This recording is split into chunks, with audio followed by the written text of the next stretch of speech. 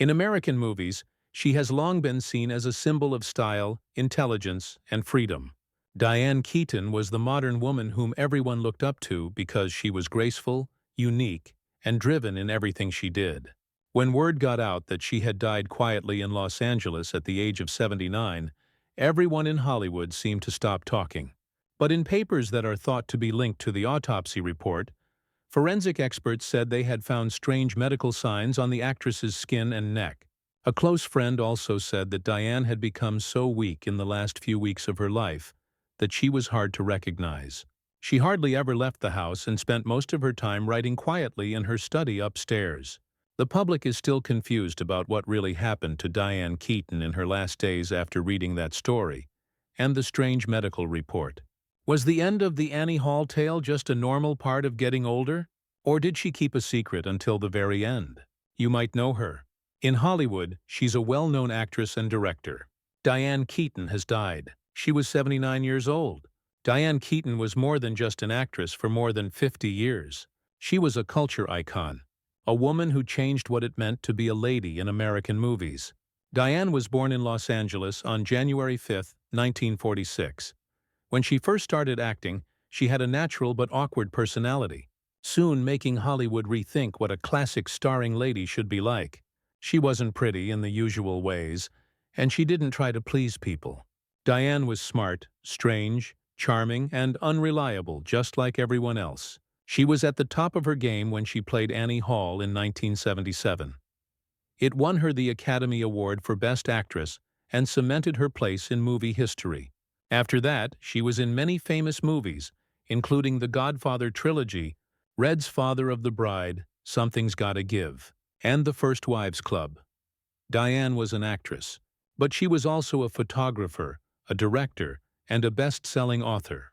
She always had a clever, self-deprecating sense of humor and a relaxed style that included her signature hats. But underneath that was a strong woman who was private, thoughtful, and much more complicated than most people thought. Hollywood was shocked when People magazine said she had died on October 11, 2025. A family member said Diane passed away at her home in Los Angeles, California. She was 79 years old. According to the Los Angeles Fire Department, LAFD, they got a call about her that morning and took her to the hospital, but she could not be saved. Later, her rep, Dory Rath, told CBS News that the sad news was true, and Reuters said that it was an unusually quiet afternoon in Hollywood. It was not said what caused the death. Everyone who knew Diane agreed that she had always kept her health and personal life private. Friends said she looked much weaker than she did a few months ago, but she still carried herself with ease, a soft smile and bright eyes. People say that the last time her friends saw her, she looked a lot thinner, moved more slowly, and wore wide-brimmed hats a lot to block the sun. One person who knew her said she was still Diane Keaton, but she seemed tired and tried to hide it. People who knew Diane well remembered that she had health problems all her life. Even though she didn't talk about them much, there were signs of weakness in her in recent years. People didn't start to put together the signs until after she died. Diane had said she had been fighting skin cancer since she was 21. Diane was only 21 years old when the story began in 1967. She was a young woman who had just graduated from Santa Ana College and was going to New York to follow her Broadway dreams. Photographer Richard Kleen saw a small dark spot on her left cheek during a picture shoot for her first play. He made a joke. "That spot makes you look like you're hiding a secret." No one knew that was the start of a terrible situation that would last a lifetime. Later, a few weeks later at UCLA Medical Center, Diane was told she had basal cell carcinoma, a common type of skin cancer that can spread quickly if not treated. The first operation took almost 3 hours. The skin on her cheek felt burned, raw, and numb when she woke up. Survivorette later asked her to say, "I was never afraid of sunlight until that day. Since then, sunlight has always made me shiver." Diane changed everything about her life after that. She always wore a hat, gloves, and sunscreen when she went outside. Gordon Willis, who shot Annie Hall in 1977, remembered that Diane often brought a small mirror with her to check her face between takes. It would be very bright, and the light would hit her face right on the chin. She would quietly walk away without saying anything. Willis said she wasn't mad or angry, but everyone knew she was scared of something we couldn't see. It looked like her sickness had gone away, but it never really did. The Los Angeles Times says that by the late 1990s, she had been getting treatment in secret for a small lump on her neck that was thought to be a return of the cancer. A dermatologist from Beverly Hills named Dr. Alan Hoffman told Diane, "I'm fine. My skin's just a bit delicate." But Diane had basal cell carcinoma and has a high chance of getting it again, especially if it runs in her family. That was true for Diane. In the 1970s, her dad, Jack Keaton, had 3 surgeries for skin cancer. In an interview with SurvivorNet, Diane said that thoughts of her father stuck with her. "When I was little, my dad would come home with a patch on one side of his face. When I asked, he would only say, 'Don't forget to wear a hat outside.' I didn't get it until I hurt my face." Time went by. She was never really sick, but the fear it caused changed every part of her life. Nancy Myers, a producer and close friend, said that Diane almost never went out during the day in her later years and often carried a black umbrella even when it was only slightly sunny. Nancy remembered that she always said the bright light hurt her skin like pins. "I thought she was exaggerating sometimes, but now I see that it was really fear." People in The Guardian say that Diane went to Cedars-Sinai Medical Center several times for skin checks just a few months before she died. A source said that tests done in early 2025 showed that her neck and right shoulder had areas of abnormal tissue. Doctors suggested a biopsy, but the treatment was put off because her condition got worse so quickly. Maria Lopez, who had been Diane's housekeeper for a long time, remembered that she often woke up in the middle of the night and put on ointment while looking into the mirror for hours. She would sit there by herself some nights. When I asked her, she just shook her head and whispered, "Something's not right." Cancer wasn't listed as the main cause of her death, but doctors thought that her long-term exhaustion from the condition had made her much weaker in her last months. People are now talking about another long-buried problem that Diane Keaton had to deal with alone for years. When Diane Keaton told the New York Post in 2016 that she had an eating disorder for many years, she left the audience speechless. This was especially true in the early stages of her work, when fame and loneliness started to set in. "She told me that she always thought I had to look great everywhere, but that perfection came with a never-ending passion." Diane was at her most beautiful in the 1970s, when her name became linked to Annie Hall, a symbol of free-spirited grace and unusual beauty. But behind that beautiful smile and unique style that millions of people loved, there was a woman who quietly beat herself every day. A former co-worker at Warner Brothers Studios said that Diane often went without food all day and then ate a lot at night when she was under a lot of stress. The next day, she tried to get back to normal by overworking out or skipping meals. A former wardrobe assistant for the 1977 movie Looking for Mr. Goodbar said that Diane once asked to have her dress changed 5 times in 1 week because she thought her body changed every day.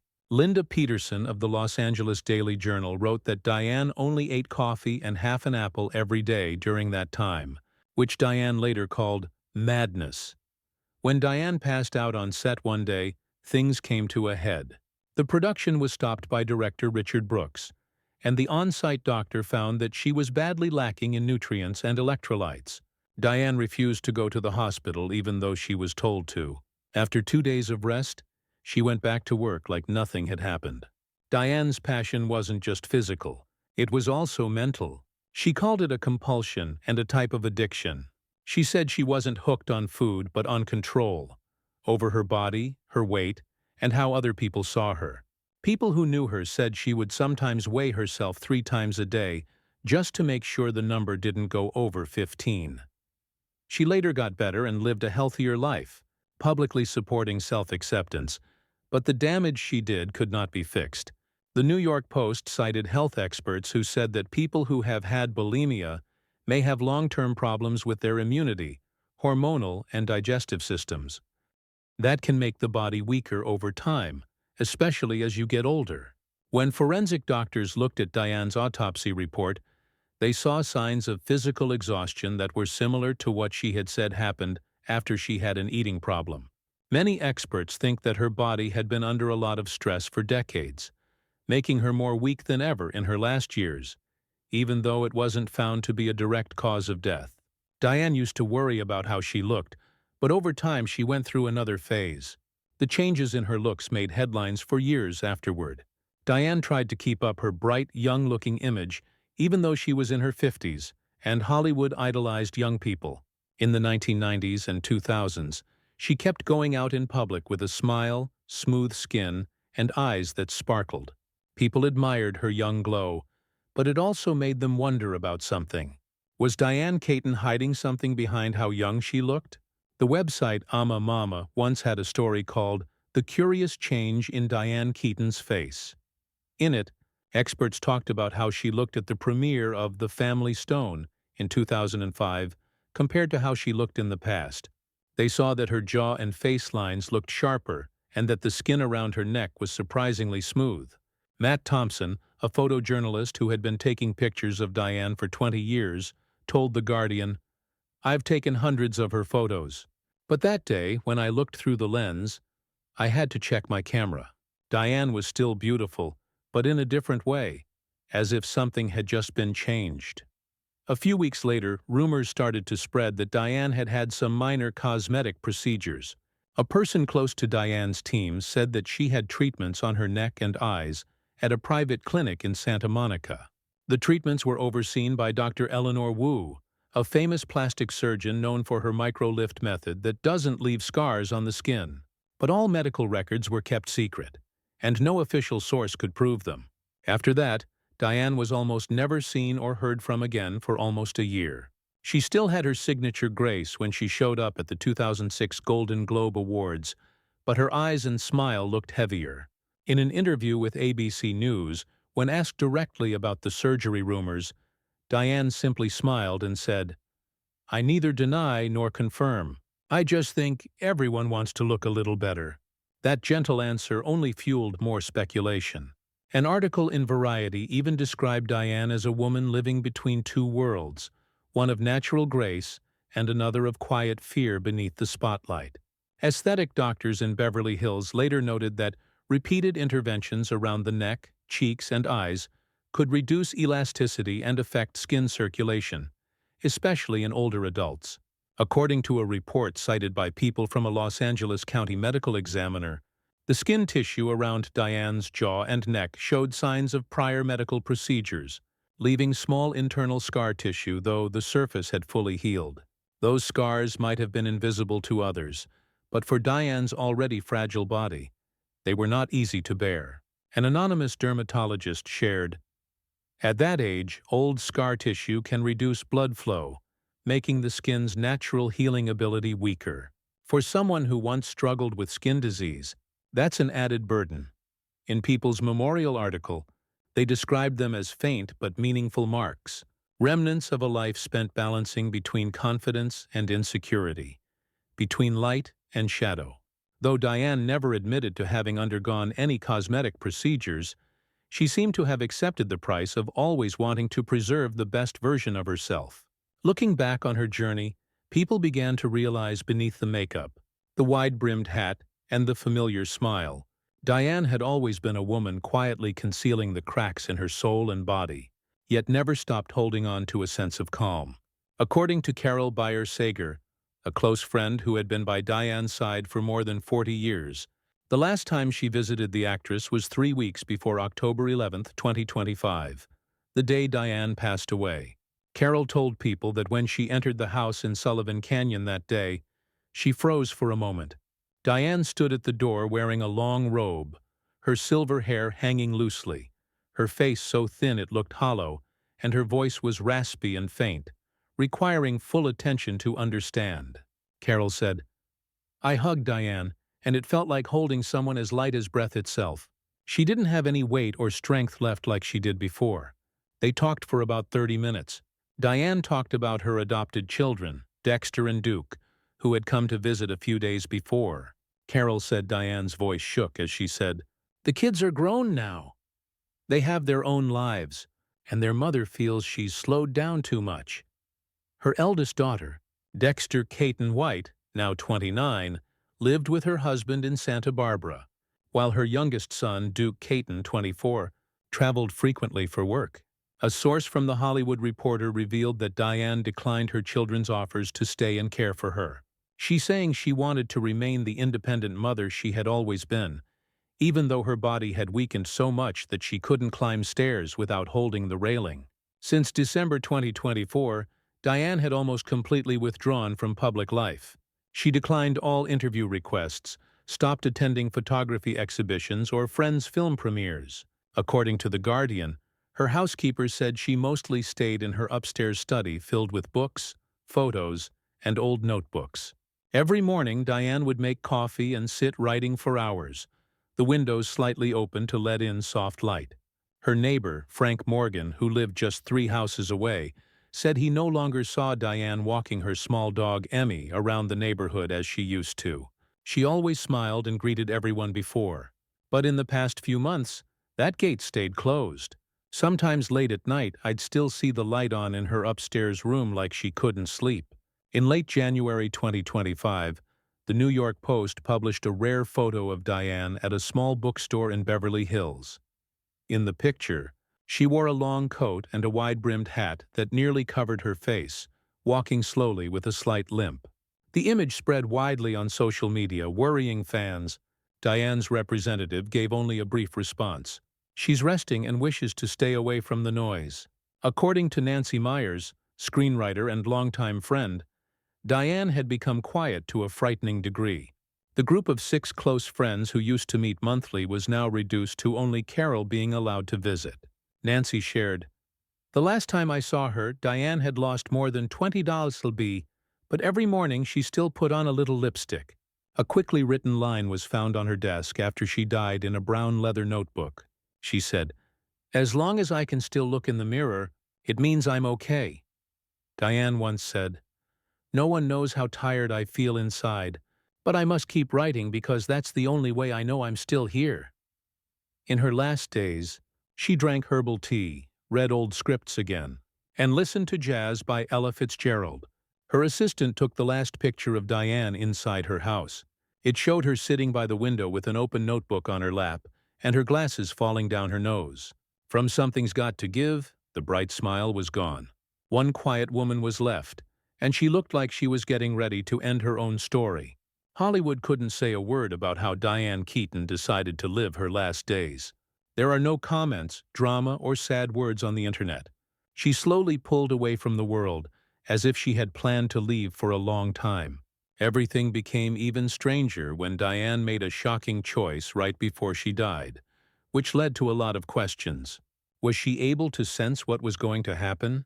In the middle of February 2025, Hollywood was still confused about Diane Keaton's long absence when shocking news came out.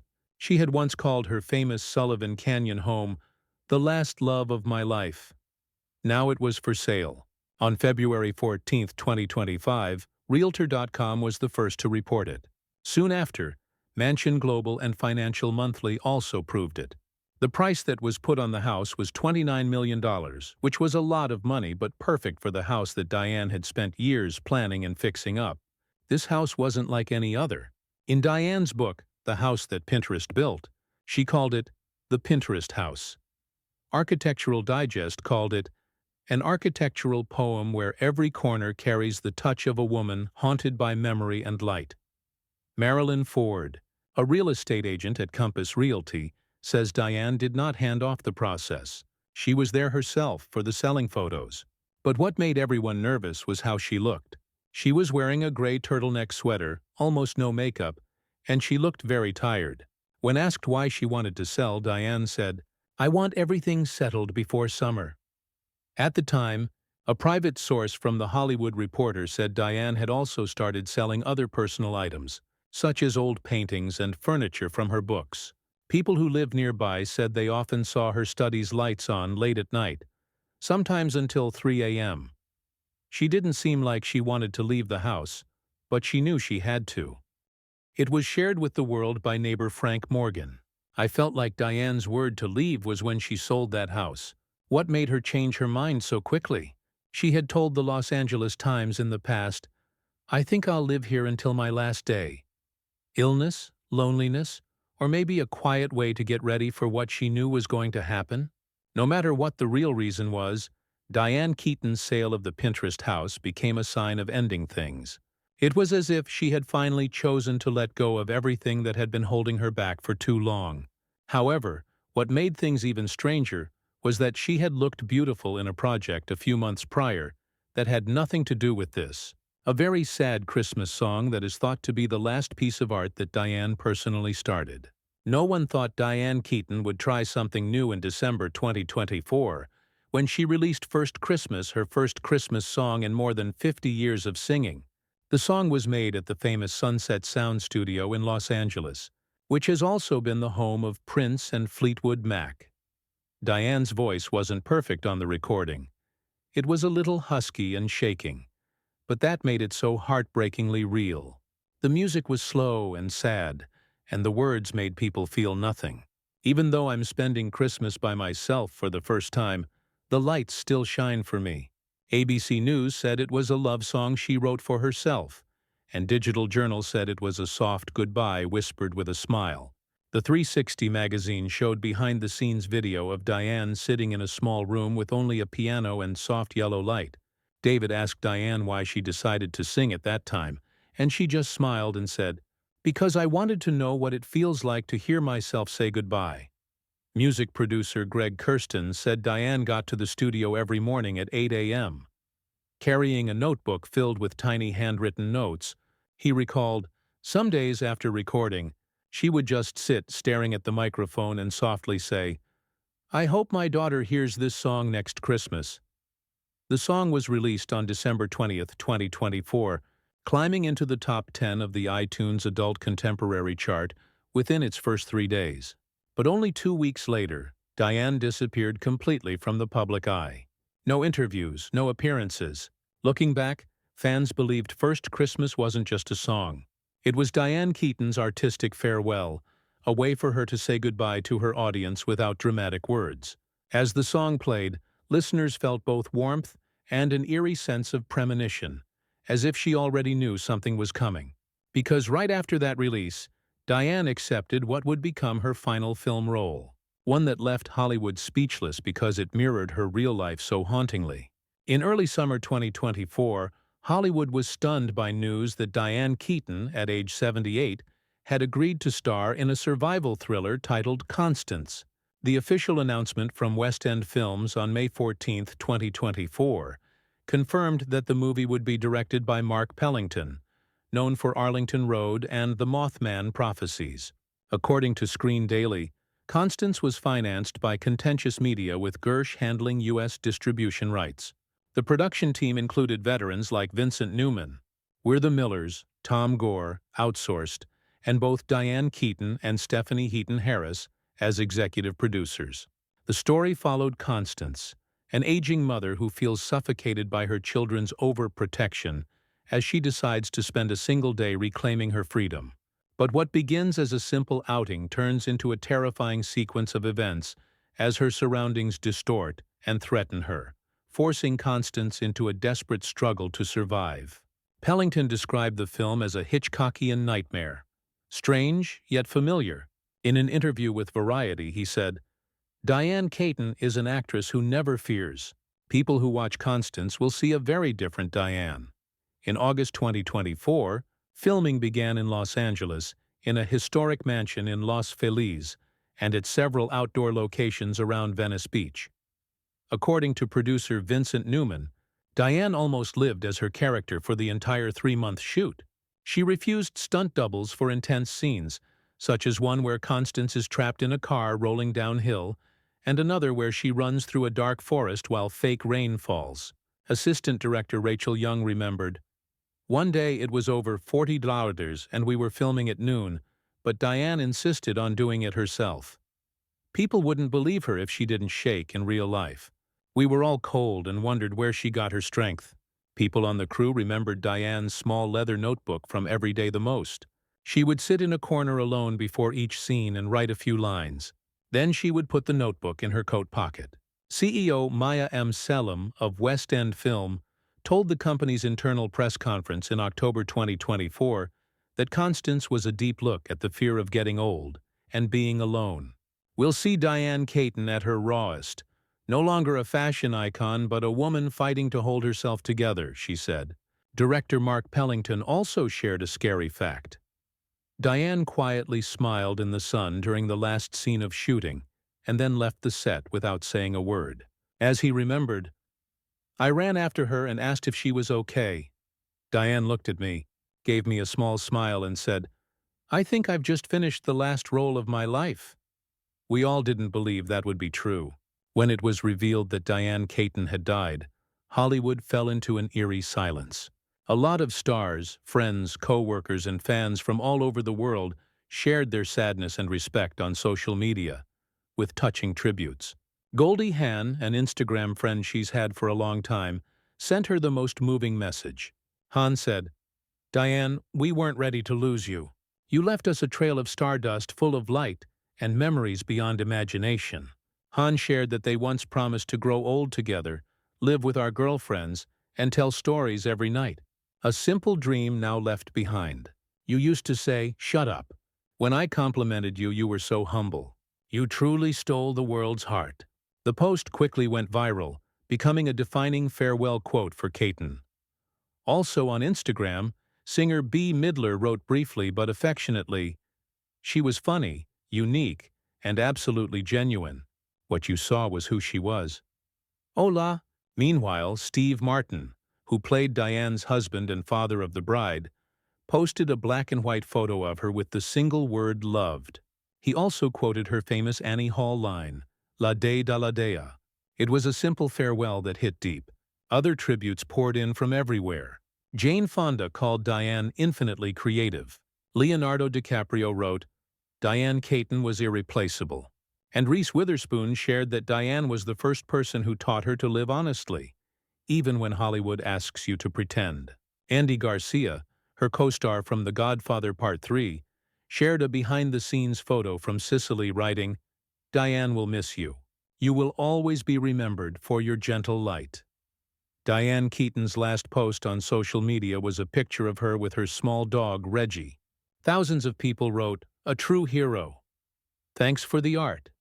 We will miss you. And everyone fell in love with you. Within hours, hashtags like Esta Thank You Diane, Yes Sir Lady Day, and Isha's Forever Keaton became popular all over the world. A lot of people shared clips from Annie Hall, Something's Gotta Give, and the First Wives Club with captions like, She made us believe optimism is a way of life. In New York, Paris, and Tokyo, film communities put on special screenings of her movies. People talked about how Diane made them feel good about being different on boards. They talked about the first time they saw Annie Hall. Diane Keaton is no longer alive, but her performances, laughs, and quirky charm live on in the hearts of everyone in Hollywood. She put a little stardust in everyone's heart, as Goldie Hawn wrote. That could be why Diane Keaton hasn't really left, even though the screen is black. She's just smiling somewhere in the soft evening light while wearing her well-known wide-brimmed hat, and that smile that everyone will never forget.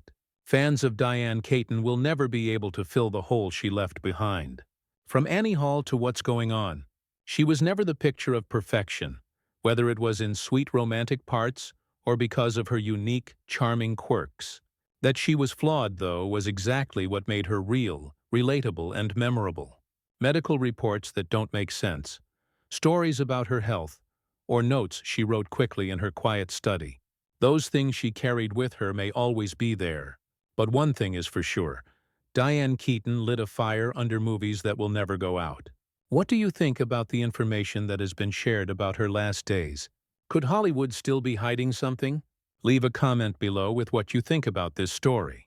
And don't forget to subscribe to get more behind-the-scenes stories besides stars' secrets that haven't been told.